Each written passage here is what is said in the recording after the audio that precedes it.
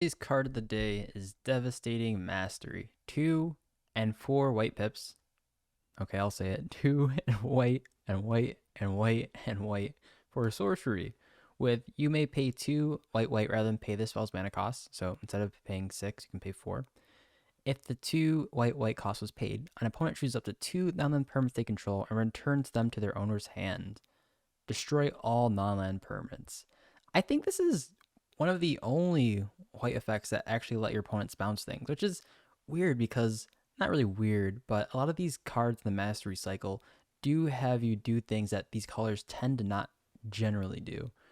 I think bar maybe red and green, these colors are doing things that are outside the pie, although it is to the detriment of yourself, so I guess that makes sense. Anyways, this spell is interesting. I like the name, but the effect is kind of questionable, and I'll go into that in a second.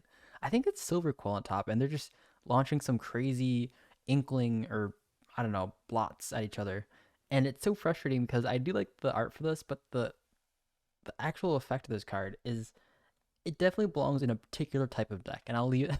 I won't leave it at that, but that's so unfortunate because I think white as a color in general will usually play to the board. That is, they play enchantments, they play creatures, they play things that rely on that they win through the board, right? They don't. There's very few, if any, spell based. When I say spell, I mean instant or sorcery based combos that will win in like a mono white deck or even like a white deck in general. Usually, it's more tax based decks that are using white for more taxing effects that belong on the board that are permanent based.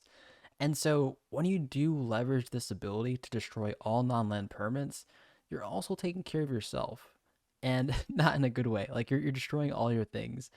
And yeah, you can say maybe you want to have some weird thing where you're using artifacts to ramp into this, and then you return artifacts with White's artifact recursion.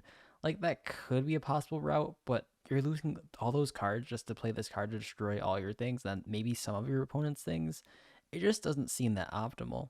Even if you compare it to something like Our Revelation, which you can play at 3 mana, I think that would be better in most cases. It comes down early, but because it also comes down early, the ability to play it without giving your opponents the opportunity to recover things that could be destroyed is super great because it costs 1 less than this while also still having the same effect, which is this soft balance effect where it doesn't destroy the lands, but it does destroy everything else. And that does mean you do get to have the advantage of basically putting yourself on the play, right? You play the game and then all of a sudden you play this. It's a cheap board wipe, Our Revelation's cheap board wipe, and essentially this is a cheap board wipe as well.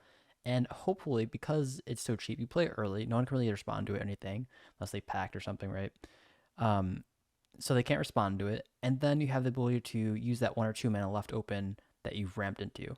Ideally, that's the situation. But like white doesn't have any rituals.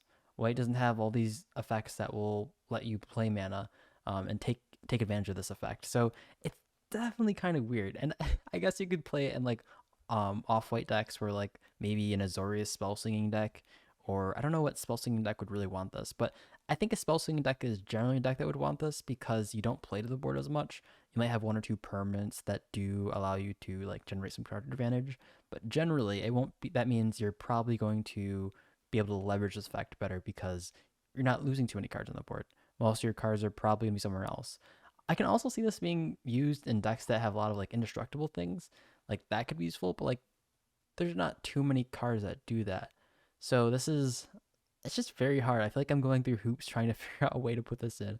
But I have been eyeballing the Biblioplex, like finding a way for that to work. And this is a sorcery, so maybe you gotta dump it in that deck. But honestly, that's really pulling it. This is, I have to say, a strong mastery, but it's so hard to find a place for this. Listen, if you guys have a place for this, let me know because I'm super interested in seeing why you'd play this over something like Our Revelation.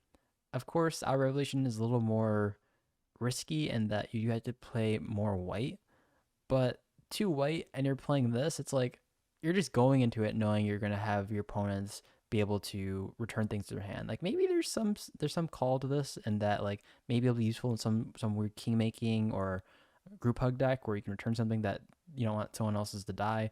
But other than that, it's very hard to take advantage of this.